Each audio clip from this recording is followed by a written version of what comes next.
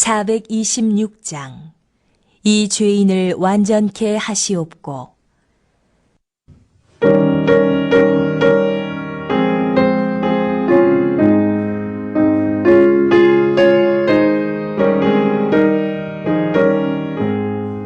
이 죄인을 완전케 하시옵고 내 맘속에 영원히 거하소서.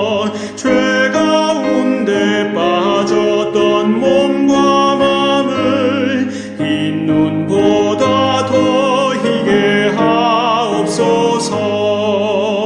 눈보다 더욱 희어지게 꽃이 서서 정결케 하옵소서. 저 보좌에 앉으신 주 예수여, 이 몸 주께 드리니 받으소서. 내 마음과 지식도 드리오니 이 눈보다 더 희게 하옵소서. 눈보다 더욱 희어지게 꽃이 서서 정결케 하옵소서. 그 상하신 발 아래 엎드려서 날 깨끗게 하시기 원합니다. 날 정결케 하는 피 싸오니 이 눈보다 더 희게 하옵소서. 눈보다 더욱 희어지게 꽃이 서서 정결케 하옵소서. 아멘.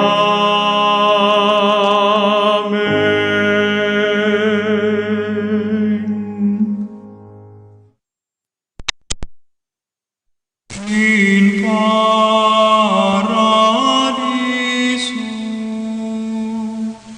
dedicante angeli in tuo adventus suscipiante materes et perducante in civitatem sanctam Jerusalem in paradiso.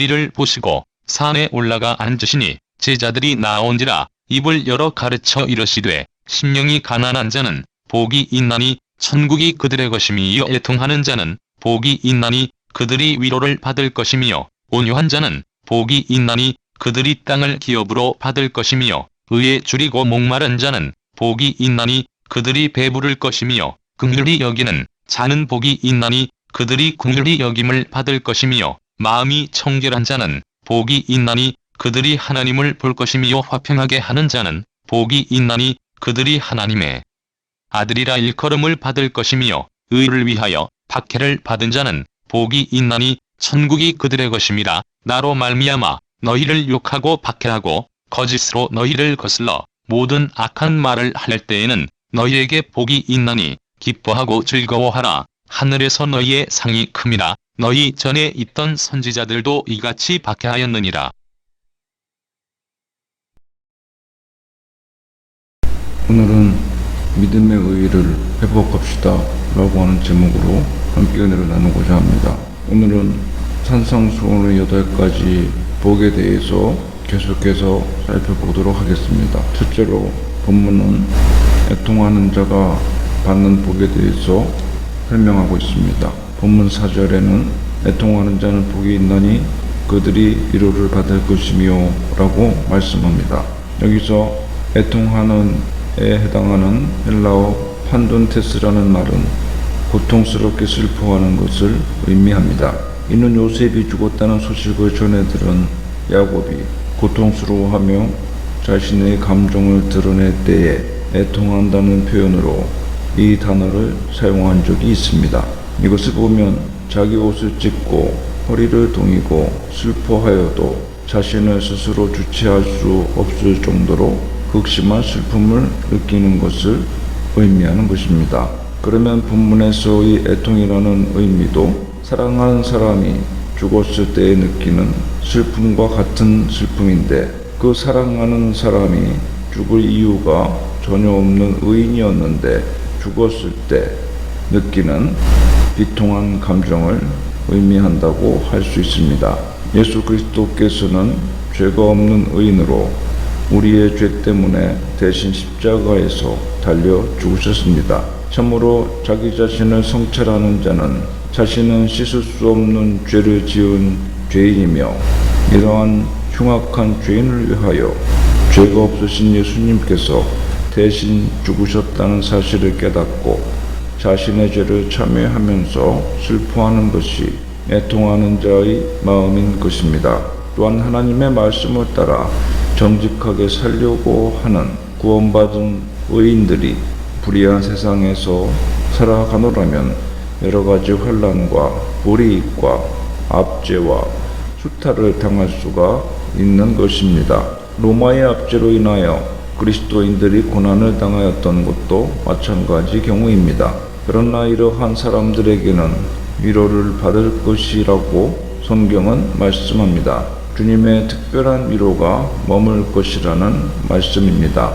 이는 단순한 인간이 하는 말로서만 하는 위로의 차원이 아닌 것입니다. 참으로 의인에게 슬픔을 안겨주는 악의 세력이나 죄를 경멸해 주시는 것을 의미합니다. 반면에 하나님을 믿는 의인에게는 구원과 기쁨을 내려주시는 것입니다. 그러므로 이 같은 하나님의 위로를 믿는 자는 어떠한 형편에서도 좌절하거나 포기하지 않습니다. 그러나 그럼에도 불구하고 우리에게 고난을 가져다 주는 애통하게 하는 현실이 완전히 해소되지 않을 수도 있습니다. 그러나 우리에게는 하나님의 위로의 약속이 주어졌으니 이 약속을 믿고 우리는 현재의 모든 어려움을 이길 수 있는 것입니다. 이미 천국의 시민권을 소유한 사실을 믿는 성도라면 현재의 삶에 어떤 문제점이나 고난이 있다고 하더라도 장차 미래에 이루어질 완전한 위로를 확신하며 인내하며 소망을 잃지 말아야 할 것입니다. 그러므로 무엇보다 귀한 하나님의 위로를 받는 삶을 살아가려면 우리가 하나님 보실 때에 의로운 믿음으로 살아가야 하는 것입니다. 비록 세상의 현실이 우리를 오염되게 하고 믿음이 아니라 세태를 따르게 유혹하여 우리를 죄로 물들게 할지라도 우리는 그리스도의 십자가의 부혈로 날마다 회개하며 자신을 성찰하여 의로운 믿음으로 회복하기 위하여 성실하여야 하는 것입니다. 성도 여러분, 불신앙의 원인은 죄를 죄로 여기지 않는 죄의 무감각증에 있음을 아시기 바랍니다. 날이 갈수록 죄에 대한 참인식과 감각이 증발되어 가는 세상에 살고 있습니다. 인생의 모든 불행과 위기는 죄에 대한 양심의 무감각과 하나님의 진노 심판 때문입니다. 참 성도들은 이 사실을 알고 있습니다. 무엇보다도 가장 슬퍼할 일은 나도 또 이 사회도 죄를 두려워하지 않는 비정상적 생활을 하고 있다는 사실입니다. 성도는 이 사실을 가슴 아파하며 양심의 화인만 맞은 이 시대에 회개를 촉구하고 이 시대의 죄악에 대해 먼저 자신이 애통해함으로 하나님 앞에 무릎 꿇는 회개의 사람이 되어야 하겠습니다. 둘째로 온유한 자가 받는 복에 대해서 본문은 말씀합니다. 5절에 보면 온유한 자는 복이 있나니 그들이 땅을 기업으로 받을 것이며 라고 하였습니다. 온유하다는 것은 수탈을 당하거나 착취를 당하는 데에 무방비한 사람들을 나타내는 말로 구약 성경에 사용되었던 단어입니다. 이 세상에는 강한 자와 약한 자가 상대적으로 존재하는 것처럼 보여지는데 강한 자는 약한 자를 괴롭히고 압제하며 약탈하고 이용하며 이와 반대로 약한 자는 저항조차 하지 못하고 수탈당하고 압제를 당하고 괴롭힘을 당하고 자존심을 짓밟히고 하는 경우가 많이 있는 것입니다. 이 세상은 의로운 세상, 공평한 세상이 아니라 불의한 세상이며 불공평한 세상이기 때문입니다. 정의보다 불의가 득세하기가 유리한 모양새를 갖춘 세상이라고 할 수 있습니다. 그런데 본문에 의하면 하나님께서는 인간들에게 인정받지 못하고 수탈당하는 이들의 목소리를 들으시고 위로하시며 구원하신다는 것입니다. 이 세상 사람들은 온유한 자의 목소리를 들으려고 하지 않고 무시하고 말 못한 벌레나 가축 취급할지라도 우리 하나님께서는 이러한 인간의 편을 들어주시고 관심을 가져주지 못하는 온유한 자의 목소리에 귀를 기울여 주시며 그들의 형편을 세심히 살펴주시는 것입니다. 이는 물질적으로 가난한 사람들을 포함하여 고난과 핍박을 당하는 사람들을 다 포함하는 것입니다. 그런데 여기에는 조건이 있으니 가난하건 고난과 핍박을 당하건 이런 환경 속에서도 겸손하게 여호와의 도우심을 바라며 여호와 하나님의 뜻대로 사는 사람들이 그 온유한 자의 대상에 들어가는 사람들인 것입니다. 즉 온유한 자라는 의미를 정의하자면 인간은 외부로부터 여러 가지 어려움을 만나게 되는데 이러한 외부로부터 오는 억압과 고난에 대해서 똑같이 인간적인 힘으로 거칠게 반발하거나 인간의 힘으로 해결하기 위하여 결사적으로 대항하는 것이 아니라 상대방에 대한 미움과 복수심에서 벗어나서 모든 것을 하나님께 맡기고 영적 평정심을 유지하는 자인 것입니다. 이런 자는 외형적으로는 소극적이며 무기력하게 보일 수도 있으나 내면적으로는 만왕의 왕이신 하나님에 대한 굳은 신뢰가 있기 때문에 결코 요동하지 않고 심지가 굳으며 일관성이 있는 매우 내강의 사람이며 그 마음에는 이미 천국을 소유하고 있습니다. 바로 이러한 인물의 최고 모형은 다름 아닌 예수 그리스도이신 것입니다.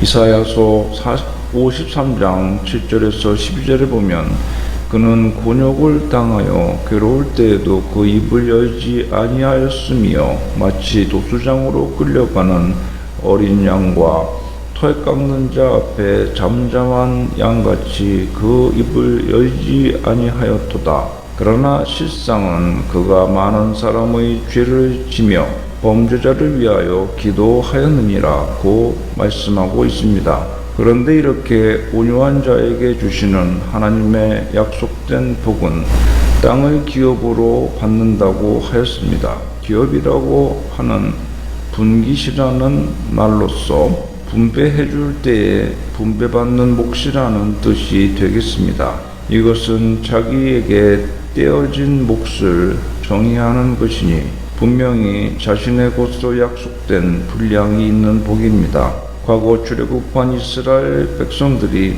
무력으로 바로의 압제와 군사력에 맞서지 않고서도 오직 여호와 하나님만을 의지하고 바라보고 따라감으로 가나안 땅을 마침내 기업으로 분배받을 수 있었듯이 온유한 자 역시 만왕의 왕이신 하나님의 은혜로 땅을 기업으로 받는 축복을 누리게 되어 있는 것입니다. 한편 땅을 기업으로 받는다는 것은 반드시 현세에서 이루어지는 축복을 가리키는 것만은 아닙니다.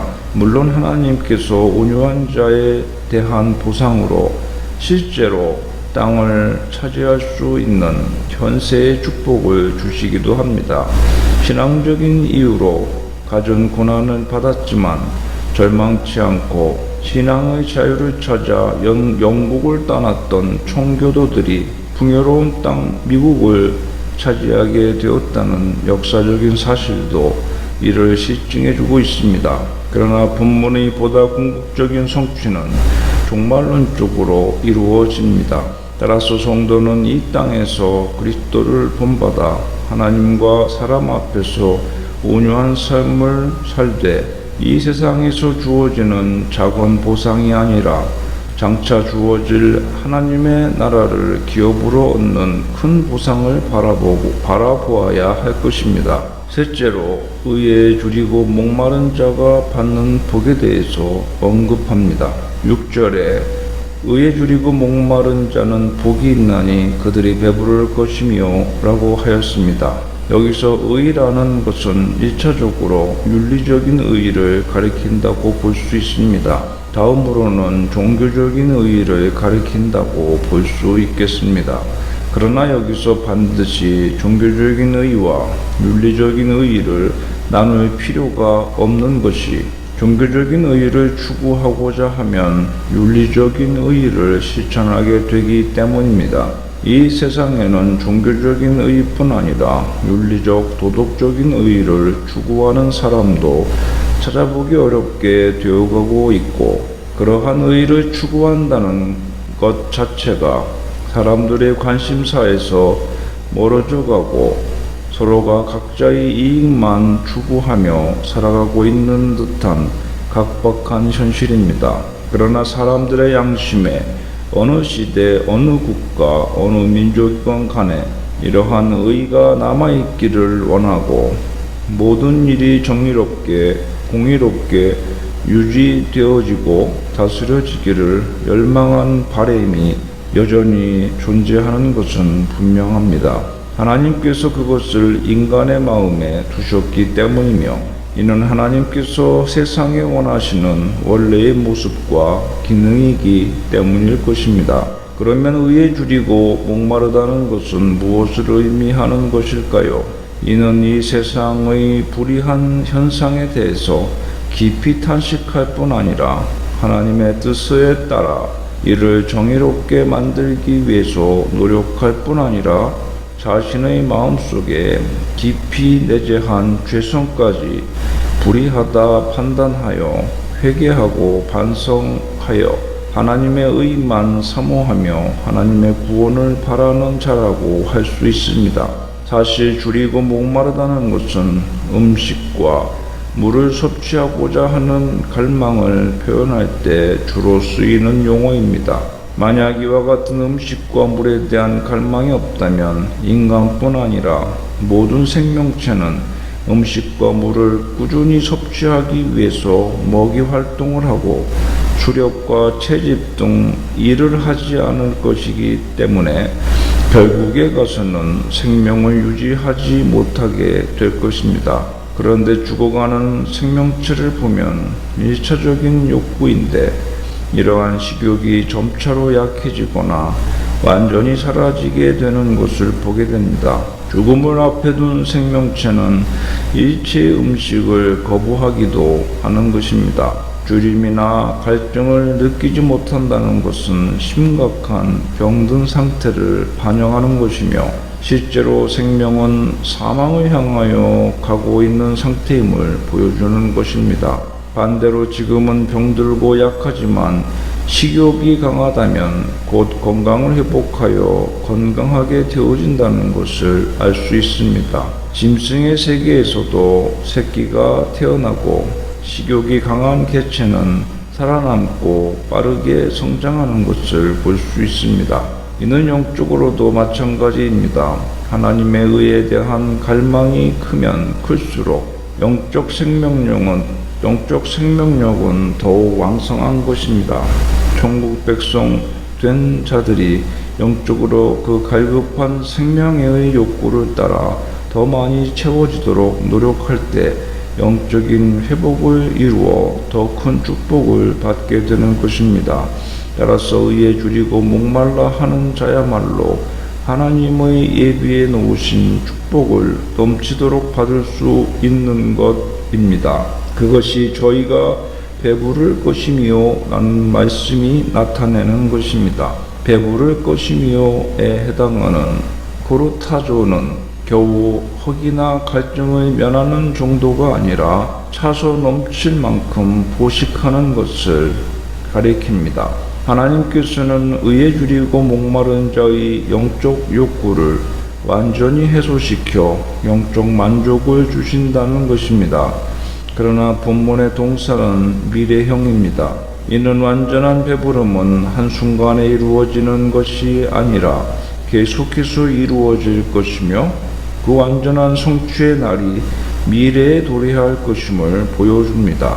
이러한 언급 역시 우리로 하여금 장차 우리가 거하게 될 것이며 모든 것이 충만하며 부족한 것이 전혀 없는 곳인 천국에 대한 소망을 갖게 합니다. 사랑하는 성도 여러분, 성군 다윗은 목적과 이익보다 항상 하나님의 의를 먼저 갈망하였습니다. 그럼으로써 고난도 당하였지만 하나님께서 현재의 더욱 큰 은혜로 임하여 주셨고 나중의 더욱 큰 복으로 채워주셨습니다. 당장에 사울을 죽임으로 안정을 얻을 수 있었으나 그렇게 하는 것은 하나님의 의에 어긋난다고 판단한 다윗은 자신이 계속 고난을 더 당하기로 결심하고 참았던 것입니다. 스스로 문제를 해결함으로 하나님의 의를 해치는 생활을 하려고 하지 않았던 것입니다. 결과가 수단을 정당화하지 못하는 것이 신앙생활이니 하나님께서는 우리의 마음가짐과 족족을 살펴보시기 때문입니다. 왜냐하면 우리가 해놓은 일이나 성과나 결과를 통해서 하나님께서 영광 받으시는 것이 아닙니다. 하나님께서는 우리 자신을 받으시는 것입니다. 우리 자신, 우리의 마음과 그것을 실천에 옮기는 발걸음을 통하여 영광 받으시는 것입니다. 모든 것이 하나님의 것이며 모든 역사가 하나님의 의지에 달려 있으니 당연한 것입니다. 우리가 하는 일이 아니라 우리 자신을 통하여 영광 받으시길 원하시는 하나님이시니 우리가 하나님의 의를 이루는 것, 즉 하나님의 의지, 즉 하나님의 마음과 뜻을 따라서 순종하며 나아가는 것 이상으로 하나님을 기쁘시게 할 헌신이 없는 줄로 믿으시기 바랍니다. 성도 여러분, 지혜로운 사람은 우선 일시적인 소유보다 의의를 추구합니다. 그러면 다른 것들은 자연히 얻게 되기 때문입니다. 이와 관련하여 주님은 우리에게 분명하게 말씀해 주셨습니다. 마태복음 6장 33절에 너희는 먼저 그의 나라와 그의 의를 구하라. 그리하면 이 모든 것을 너희에게 더하시리라. 그러므로 성도 여러분, 하나님의 의를 구하고 하나님을 위해 여러분의 모든 것을 희생해 보십시오. 수많은 신앙의 선배들과 같이 진정한 만족한 삶을 살고 또한 모든 것을 얻게 될 줄로 믿습니다. 기도합시다.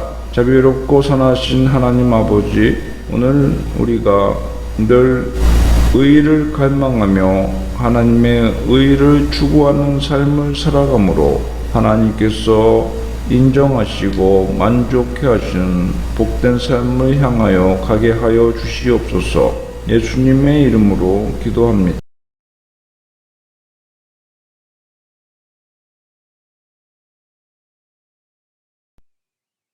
427장 마음 가난한 사람.